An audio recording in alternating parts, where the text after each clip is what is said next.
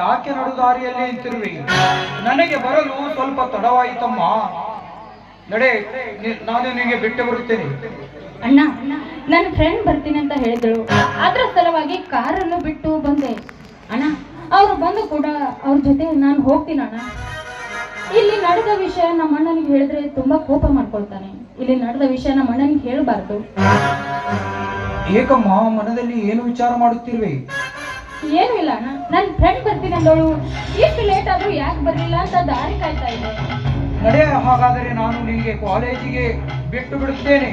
ಅಣ್ಣ, ನನ್ನ ಫ್ರೆಂಡ್ ನಿನ್ನ ಫ್ರೆಂಡ್ ಇವತ್ತು ಬರುವ ಹಾಗೆ ಕಾಣುವುದಿಲ್ಲ.